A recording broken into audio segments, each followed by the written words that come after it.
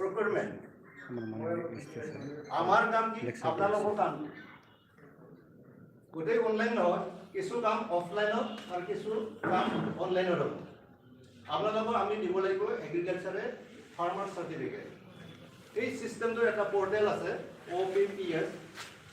OPPS পোৰ্টেলত আপোনালোকৰ যিখিনি data ভৰাব লাগিব online paddy procurement system OPPS এই পোৰ্টেলত তাত আছে প্ৰথমতে আপোনালোকৰ যেই পাৰ্সোনাল ডিটেইলসটো আছে তাৰ পিছত থাকিব আপোনাৰ ল্যান্ড ডিটেইলস তাৰ পিছত থাকিব আপোনাৰ ব্যাংক একাউন্টস ডিটেইলস ফৰ্ম বিলাক চালে এনে গম পাব আৰু নিশ্চয় আপোনালোকে বহুতে জানে এনেকুৱা ফৰ্ম এটা আছে ৰেজিষ্ট্ৰেচন ফৰ্ম এই ফৰ্মটো ফিল আপ কৰিব লাগিব মই যেটো কৰো তিনটা ভাগ পাৰ্সোনাল ডিটেইলস ল্যান্ড ডিটেইলস আৰু ব্যাংক ডিটেইলস এই ডাটাটো ভৰালে আপোনাৰ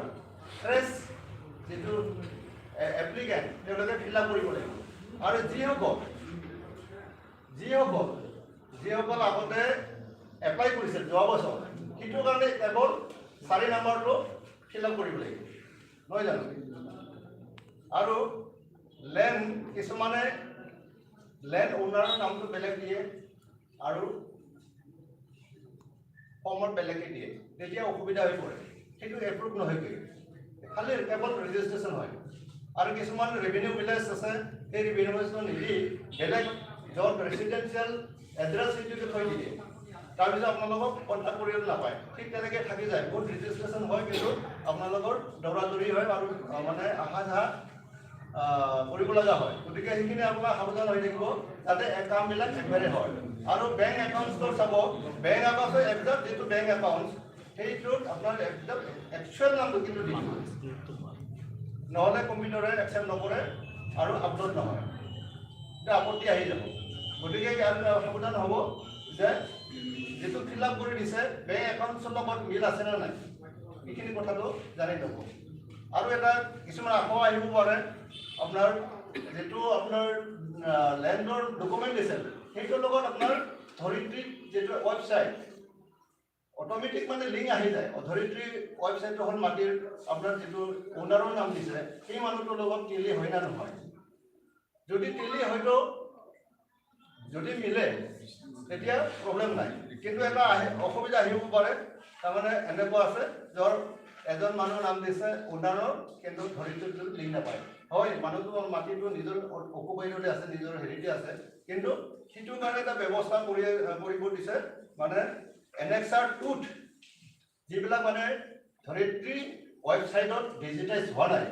সেইবিলাকত এনেক্সাৰ 2 কিন্তু ফিল আপ কৰিব দিছে এনেক্সাৰ 2 যিবিলাক ডিজিটাইজ হোৱা নাই তাৰমানে ধৰিত্ৰীত ডাটাটো সোমোৱা নাই সেইকাৰণে আপোনালোকে কি কৰিব ফিল আপ কৰি আপোনাৰ সহি আৰু সাৰ্কেল অফিচাৰৰ সিগনেচাৰ আনিব লাগিব তাৰপিছতে আপোনাৰ আপলোড হ'ব আৰু কিছুমান ফৰেষ্ট লেণ্ড আছে এইখন ফৰেষ্ট লেণ্ডবিলাকৰ এনেক্সাৰ 2 আনিব লাগিব আৰু এনেক্সাৰ 3 টো হৈছে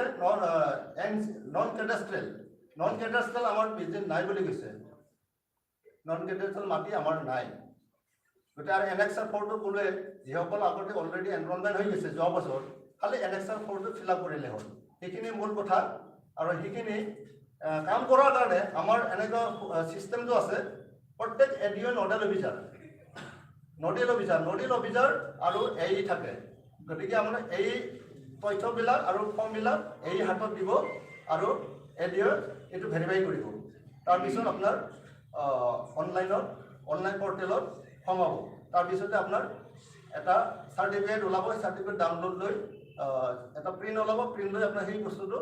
সাৰ্টিফিকেটটো আপোনাৰ পিপি চেণ্টাৰত আনিব লাগিব তাৰ আগতে আপোনাৰ চেম্পলবিলাক দেখাই ল'ব যে আপোনাৰ কি এইটো ধান ল'ব না নাই বা এনেকুৱা কণ্ডিশ্যনত ধানটো ল'ব না নাই সেইকাৰণে সাৱধান কৰি দিছোঁ এবাৰ আৰু যে আপোনালোকে জানে যে ধূলি বালি আৰু পটান এই ধানবিলাক নানিব পটান বেছি আপনি চেম্পল আনিলে পিছত আৰু দুটা বস্তা আৰু যদি ধূলি বালি আনে ইয়াত গণ্ডগোল হ'ব এটা বেলেগ সৃষ্টি হ'ব আৰু ইয়াতে নহয় জানো 10 বস্তা আনিলে তাৰপিছত 2 বস্তা ধূলি বালি আছে 2 বস্তা আপুনি দেখাই দিলে সেইটো কিন্তু নিষ্ঠাভাৱে কামটো কৰিব লাগিব তেতিয়াহে মানে এই আমাৰ যিটো পিপি চেণ্টাৰ এইটো আমাৰ সফল হ'ব নহ'লে এই যিবিলাক মানে কিছুমানে ইচ্ছা কৰি আনে বা ইচ্ছা কৰিব বিচাৰে এই কামটো যাতে নহয় সেইটো সাৱধান হৈ থাকিব পিছত যে ক'ব বহুত কথা লৈ এনেকৈ আহি যায় যে আমাক এনেকৈ হাৰাশাস্তি কৰিছে নানানটা কথা এইবিলাক যাতে নহয় সেইটো কাৰণে আজিয়ে মই সাৱধান কৰি দিছোঁ যি নহওক আজি মই চমুকেই ক'লোঁ বহুত কথা ক'ব লগা আছিল আপোনাৰ আঁচনিৰ কথা আজি যিহেতু চবেই ব্যস্ত বহুত কাম আছে চবৰে আজি মই পেডি প্ৰকিউৰমেণ্ট কথাটোৱেই ক'লোঁ এইখিনিয়ে মোৰ কথা আপোনালোকৰ জানিব লগা আমি কি ছিষ্টেমত অনলাইন ধান বিক্ৰী কৰিব পাৰোঁ নহয় জানো আৰু বেছি নকওঁ আৰু এইখিনি কৈ মই আমাৰ এই পেডি প্ৰকিউৰমেণ্ট যিটো চেণ্টাৰ এই চেণ্টাৰত যাতে আপোনালোকে চবে নিষ্ঠাভাৱে সহায় সহযোগ কৰক আৰু যিটো চৰকাৰী আঁচনি এই আঁচনিটোৰ আপোনাৰ যদি জানে মূল্যটো জানে কুইণ্টেলত 2,400 টকা মনত 856 টকা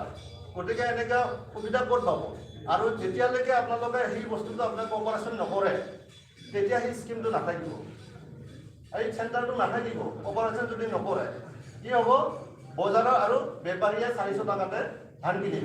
এইটো খাটাং আপোনালোকে ইয়াত যদি ধানটো নিদিয়ে যিখিনি আছে দিব লাগে বা আমাৰ অসম চৰকাৰে যিটো টাৰ্গেট লৈছে এই টাৰ্গেট যদি ফুলফিল নকৰে ভৱিষ্যতৰ কিন্তু এই চেণ্টাৰটো নাথাকে গতিকে মোৰ অনুৰোধ আহ্বান জনাইছোঁ আমাৰ লগত যোগাযোগ কৰক অসুবিধা হ'লে আমাৰ এই আছে এডি আছে মোক যোগাযোগ কৰিব কিন্তু এই চেণ্টাৰত আপোনালোকে কোনোদিন তাৰমানে লাগতিয়াল কিছুমান কথা বা যুক্তিৰ কথা এইবিলাক কথাটো ইয়াত হেৰি কৰিব নালাগে কিবা অসুবিধা হ'লে মোক জনাব আৰু এডিও আছে এই আছে ইয়াত কোনো যাতে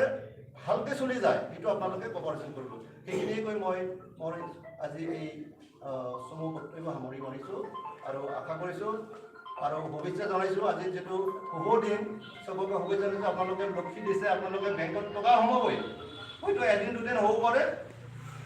এদিন দুদিন হ'ব পাৰে এসপ্তাহ হ'ব পাৰে সেইটো আপোনালোকৰ ধৈৰ্য থাকিব লাগিব এইখিনি কথা এইখিনি কৈ মই সামৰি মাৰিছোঁ মাননীয় আমাৰ পেডি প্ৰকিউৰমেণ্ট সম্পৰ্কত বুজাই দিলে আপোনালোকক আৰু আপোনালোকক এটা কথা আপোনালোকে জানিব এই চেণ্টাৰটো বা ব্যৱস্থাটো কৃষকসকলৰ স্বাৰ্থৰ বাবে কৃষকসকলক আৰ্থিকভাৱে টনকিয়াল কৰাৰ বাবে চৰকাৰৰ অসম চৰকাৰৰ মহান পদক্ষেপ গতিকে আমি যদি এই চেণ্টাৰত ধান নিদিওঁ তেনেহ'লে চেণ্টাৰ বন্ধ হৈ যাব আৰু বজাৰত ধানৰ মূল্য কমি যাব এই কথাটো আমি সকলোৱে অনুভৱ কৰিব লাগিব যদি আপোনালোকে ভাবে আজি বেপাৰীবিলাকে 700-800 টকা ধানৰ মূল্য দিছে কিয় দিছে যেতিয়া চৰকাৰে 816 টকা দিছে তেতিয়া তেওঁলোকে দিবলৈ বাধ্য হৈছে সেইকাৰণে আমি সেই কথাটো খুব গুৰুত্ব সহকাৰে অনুভৱ কৰি বুজি পেলাই আমাৰ কাম হ'ল আপোনালোকৰ যিখিনি অতিৰিক্ত ধান আছে সেই ধানখিনি মই দিওঁ চৰকাৰক দিলে আপোনালোকৰে লাভ হ'ব আপোনালোকৰে যিটো সুবিধা দিছে সেই সুবিধাটো টিকি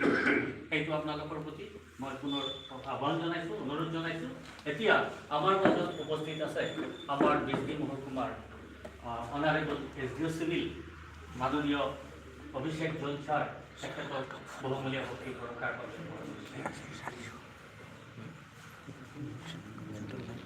আমার মজতে assistant commissioner assistant commissioner Dipankar Bora Dangoria MLA representative আমার sub divisional agricultural officer humanitarian Basumatary Dangoria ADO and আমার আইজ সকলকে নমস্কাৰ জনাইছো